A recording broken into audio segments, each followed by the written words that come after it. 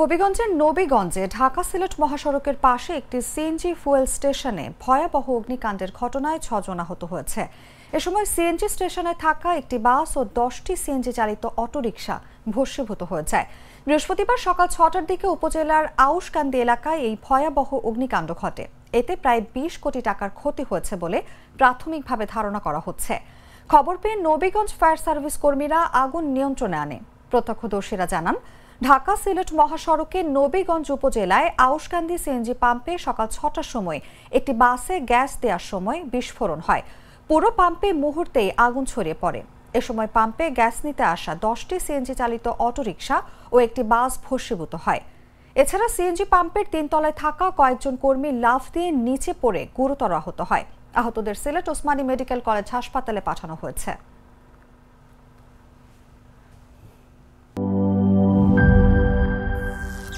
করিম চাচা, আপনার প্রিয় মানুষদের কখনো বিপদে ফেলতে চাইবেন না স্যার। তাহলে আমাদের বিপদে রাখা কি ঠিক হচ্ছে? এজন্যই বিজলি কেবলস সবচেয়ে ভালো ও নিরাপদ। ফ্লেম রিটার্ডেন্ট পিভিসি দিয়ে তৈরি বিজলি কেবলস, নিরাপদ আজীবন।